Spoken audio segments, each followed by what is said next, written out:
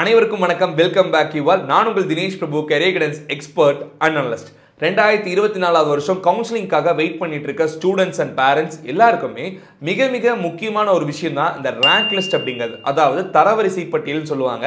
யாரெல்லாம் கவுன்சிலிங்க்கு அப்ளை பண்ணியிருக்காங்களோ அதில் எலிஜிபிளான ஸ்டூடெண்ட்ஸை மட்டும் எடுத்து அவங்களோட கட் ஆஃப் மார்க் அடிப்படையில் யார் என்ன பொசிஷனில் இருக்காங்க அப்படிங்கிற இந்த ரேங்க் லிஸ்ட்டை வச்சு தான் உங்களுக்கு சீட் அலாட்மெண்ட் அப்படிங்கிறது வருஷம் கொடுப்பாங்க. இந்த வருஷமும் இந்த ரேங்க் லிஸ்ட்டுக்காக நிறைய ஸ்டூடெண்ட்ஸும் பேரண்ட்ஸும் வெயிட் பண்ணிட்டு இருப்பீங்க. நாளைக்கு அதாவது ஜூலை 10ஆம் தேதி காலையில் 10 to 10:30 இந்த ரேங்க் லிஸ்ட் வந்துடும். ரேங்க் லிஸ்ட் வந்ததுக்கு அப்புறமா உங்களோட ரேங்க் என்ன அப்படிங்கிறத நீங்க ஓபன் பண்ணி பார்க்க போறீங்க. இந்த ரேங்கை வச்சு லாஸ்ட் இயர் உங்க ரேங்க்குக்கு என்னென்ன காலேஜ்லாம் சீட் கிடைச்சதோ அந்த சீட்லாம் இந்த வருஷம் கிடைக்கிறதுக்கான பாசிபிலிட்டிஸ் ரொம்ப அதிகமா இருக்கு. அது எப்படி ரேங்கை செக் பண்ணி பார்க்கணும், ஜெனரல் ரேங்க் கம்யூனிட்டி ரேங்க்னு சொல்லிட்டு 2 ரேங்க் கொடுப்பாங்க. இந்த 2 ரேங்க் இருக்கும்போது கவர்மெண்டோட வெப்சைட்ல, அதாவது டிஎன்இஏ கவுன்சிலிங்கோட வெப்சைட்ல கட் ஆஃப் மார்க் அண்ட் ரேங்க்னு சொல்லிட்டு 2 விஷயம் கொடுத்துருப்பாங்க. இதனால் வரைக்கும் நீங்க கட் ஆஃப் மார்க்கை வச்சு என் கட் ஆஃப் 175, லாஸ்ட் இயர் 175க்கு இந்த காலேஜில் சீட் கிடைச்சது, அப்போ இந்த வருஷம் எனக்கு அந்த காலேஜில் சீட் கிடைக்கும் தானே சார், இந்த மாதிரி நிறைய பேர் டவுட் கேட்டுட்டு இருந்தீங்க. கட் ஆஃப் மார்க் இன்க்ரீஸ் ஆகுதா டிக்ரீஸ் ஆகுதா அப்படிங்கிற விஷயம் தெரியலங்க. ரேங்க் லிஸ்ட் வந்ததுக்கு அப்புறம் பார்த்துக்கலாம் அப்படிங்கிற மாதிரி நாமளா இருந்தாலும் சரி யாரா இருந்தாலும் அந்த மாதிரி தான் உங்களுக்கு பதில் சொல்லியிருப்பாங்க.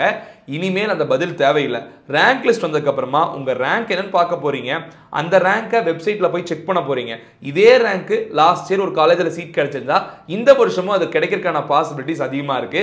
இது எப்படிங்க செக் பண்றது, எப்படி கம்பேர் பண்றது அப்படிங்கிறதா இந்த வீடியோ நம்ம லைவா உங்களுக்கு காட்ட போறோம். மேக்ஸிமம் டிஎன்இஏ கவுன்சிலிங்க்கு ஜாயின் பண்ணணும்னு வெயிட் பண்ணிருக்க எல்லா ஸ்டூடெண்ட்ஸ்க்கும் இந்த வீடியோ ஷேர் பண்ணி விடுங்க. கம்யூனிட்டி ரேங்கை வெப்சைட்ல செக் பண்ணி பார்க்கணுமா இல்ல ஜெனரல் ரேங்கை வெப்சைட்ல செக் பண்ணி பார்க்கணுமா? பிகாஸ் உங்களுக்கு 2 ரேங்க் கொடுப்பாங்க. அந்த 2 ரேங்க் எப்படி தெரிஞ்சுக்கலாம் அப்படிங்கிறது எல்லாமே பார்த்தலாம். நம்ம சேனலுக்கு இப்போ தான் ஃபர்ஸ்ட் டைம் வந்திருக்கீங்கன்னா மறக்காம சப்ஸ்கிரைப் பண்ணிட்டு பெல் ஐகானை பிரஸ் பண்ணிக்கோங்க. சாய்ஸ் ஃபில்லிங் சம்பந்தப்பட்ட வீடியோஸும் எப்படி நம்ம கவுன்சிலிங்ல ஒவ்வொரு ப்ராசஸையும் எந்தெந்த மாதிரி நம்ம அணுகணும் அப்படிங்கிறது எல்லாமே டீடைல்டா நம்ம வீடியோஸா உங்களுக்கு கொடுக்க போறோம். மேலும் நம்ம யூடியூப் சேனலோட அஃபிஷியல் வாட்ஸ்அப் குரூப்லயும் டெலிகிராம் சேனலையும் ஜாயின் ஆகலைன்னா ஜாயின் ஆயிக்கோங்க. டிஸ்கிரிப்ஷன்ல லிங்க் கொடுத்துருக்கேன். அதுல நிறைய கவுன்சிலிங் சம்பந்தப்பட்ட அப்டேட்ஸ் நம்ம தர போறோம். இப்போ நம்ம வீடியோக்குள்ள போயிடலாம். எப்படி நம்ம ரேங்க் செக் பண்ணணும் அப்படிங்கிறத பார்த்தலாம் வாங்க. நீங்க வெப்சைட் இருக்கு பாத்தீங்கன்னா அந்த வெப்சைட்டை நீங்க ஓபன் பண்ணிக்கோங்க.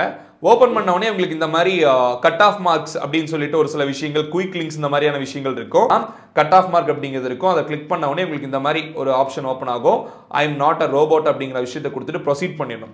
ப்ரொசீட் பண்ண உடனே இங்க மேல வந்து பார்த்தா 2023 கொடுத்துருப்பாங்க. கட் ஆஃப்னு சொல்லி கொடுத்துருப்பாங்க. இந்த கட் ஆஃப்ல ரேங்க் அப்படிங்கிறத நீங்க கிளிக் பண்ணிட்டு கெட் டீடைல்ஸ் அப்படிங்கிறத கொடுத்த உடனே பேஜ் ரெஃப்ரெஷ் ஆகி இந்த மாதிரி வரும்.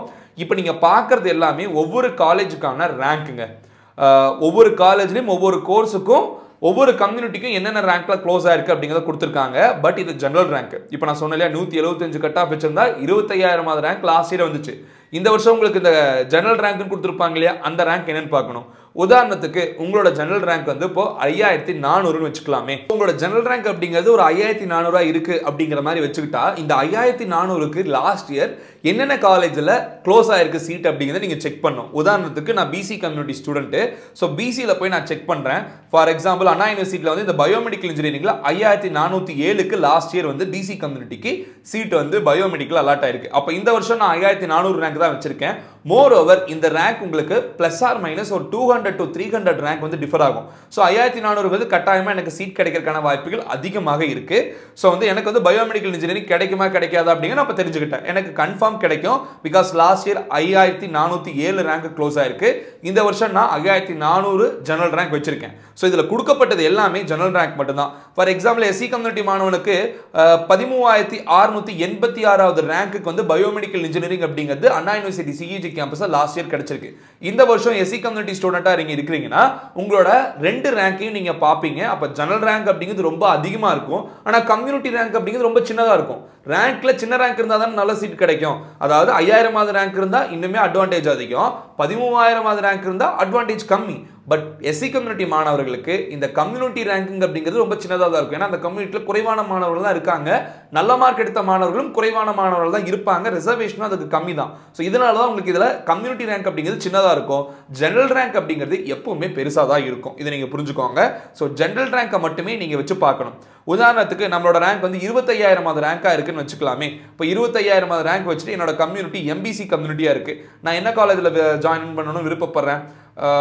உதாரணத்துக்கு நம்ம பிஎஸ்ஜி காலேஜ் எடுத்துக்கலாமே. 2005 வந்து பிஎஸ்ஜி காலேஜோட கவுன்சிலிங் சார், 2005 வந்து ஜிசிடி காலேஜ், 2006 வந்து பிஎஸ்ஜி காலேஜோட கவுன்சிலிங் கோடு.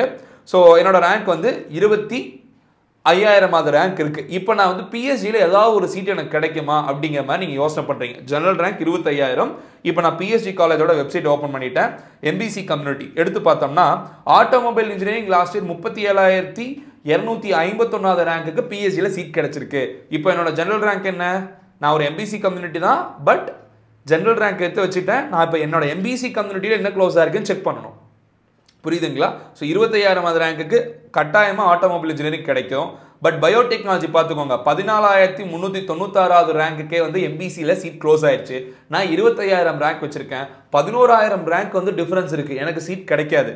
இதே மாதிரி நான் ஒவ்வொரு டிபார்ட்மெண்ட்டுக்கும் நான் பார்த்துட்டு வரேன் என்னோட கம்யூனிட்டியில் என்ன க்ளோஸாக இருக்குது அப்படிங்கிறது. சிவில் இன்ஜினியரிங் 22,906 ரேங்கிங்க்கு லாஸ்ட் இயர் சீட் க்ளோஸ் ஆயிருக்கு. இந்த வருஷம் நான் 25,000 ரேங்க் வச்சிருக்கேன். 3,000 ரேங்க் டிஃபர் ஆகுது. இப்போவும் எனக்கு சீட் கிடைக்காது. ஆனால் எப்போ சீட் கிடைக்குன்னு பார்த்தோம்னா 25,200 டு 24,800 பிளஸ் ஆர் மைனஸ் 200னா அப்போ உங்களுக்கு சீட் கிடைக்க வாய்ப்புகள் இருக்கு. இந்த மாதிரி தான் ஒவ்வொரு கல்லூரிகளிலும் நீங்க எடுத்து பார்க்கணும் என்னென்னலாம் லாஸ்ட் இயர் சீட் க்ளோஸ் ஆயிருக்கு அப்படிங்கிறது. மெக்கானிக்கல்ல சாண்ட்விச் இன்ஜினியரிங் 30,000 ரேங்க்குக்கு சீட் க்ளோஸ் ஆயிருக்கு. நான் 25,000 ரேங்க் வச்சிருக்கேன். அப்போ 5,000 ரேங்க் டிஃபரன்ஸ் எனக்கு இன்னுமே அட்வான்டேஜ் அதிகம். என்னை விட 5,000 ரேங்க் பின்னாடி இருக்கிறவனுக்கே லாஸ்ட் இயர் சீட் கிடைச்சிருக்கு. அப்போ இந்த வருஷம் நமக்கு கிடைக்கும் தானே. இந்த மாதிரி உங்களோட ஜெனரல் ரேங்கை எடுத்துக்கோங்க. ஓசி கம்யூனிட்டி மாணவனா இருந்ததுன்னா நீங்க வந்து ஓசியில் உங்களோட ஜெனரல் ரேங்க் என்னங்கிறத பார்த்துட்டு அங்க என்ன சீட் க்ளோஸ் ஆயிருக்கு அப்படிங்கிறத பார்த்துட்டே வாங்க. ஒருவேளை நீங்க பிசி கம்யூனிட்டி மாணவனா இருந்தீங்கன்னா பிசியில் என்ன க்ளோஸ் ஆயிருக்கு அப்படிங்கிறத நீங்க ஒவ்வொன்றா பார்த்துக்கிட்டே வாங்க. ஸோ இதே மாதிரி உங்களோட ஜெனரல் ரேங்க் என்ன அப்படிங்கிறத எடுத்து வச்சுக்கிட்டு ஒவ்வொரு காலேஜிலும் லாஸ்ட் இயர் என்னென்ன ரேங்க் க்ளோஸ் ஆயிருக்கு அப்படிங்கிறத வச்சு பார்த்தீங்கன்னா உங்களுக்கு எந்த சீட் கிடைக்கும் கிடைக்காது அப்படிங்க தெரிஞ்சுக்கலாம். இதில் எல்லா ஸ்டூடெண்ட்ஸ்க்கும் பேரண்ட்ஸ்க்கும் அடுத்த வர கேள்வி என்னன்னா இந்த கம்யூனிட்டி ரேங்க் அப்படிங்கிறது எதுக்கு தான் கொடுத்துருக்காங்க. கம்யூனிட்டி ரேங்க் அப்படிங்கிறது உங்களுக்கு சீட் ஃபில்லிங்காக டிஎன்டிஏ வந்து யூஸ் பண்ணிக்கும். அதாவது அந்த வெப்சைட்ல வந்து சீட் ஃபில் ஆகும் போது கம்யூனிட்டி அடிப்படையில் தான் உங்களுக்கு சீட் ஃபில் ஆகும். அதுக்காக தான் இந்த கம்யூனிட்டி ரேங்க் அப்படிங்க கொடுத்துருக்காங்க. உங்களோட கம்யூனிட்டியில் நீங்க எத்தனாவது இடத்துல இருக்கீங்க, உங்க மொத்தமா உங்க கம்யூனிட்டியில் எத்தனை மாணவர்கள் அப்ளை பண்ணாங்களோ அவங்களோட கட் ஆஃப் மார்க் எடுத்து அதை அனலைஸ் பண்ணி அவங்க வந்து ஆர்டர் வைஸ் போடும்போது நீங்க எத்தனாவது இடத்துல இருக்கீங்க அப்படிங்கிறது இந்த கம்யூனிட்டி ரேங்க் வச்சு பார்த்துக்கலாம். தொடர்ந்து என்னென்ன மாதிரியான காலேஜஸ் சாய்ஸ் ஃபில்லிங் ஆப்ஷன்ல வைக்கலாம், இந்த கவுன்சிலிங்ல அடுத்து என்ன ப்ராசஸ் அப்படிங்கிறது எல்லாமே நம்ம சேனல்ல கொடுக்க போறோம். எதையுமே மிஸ் பண்ணாம பாருங்க. சப்ஸ்கிரைப் பண்ணனா சப்ஸ்கிரைப் பண்ணி வச்சுக்கோங்க.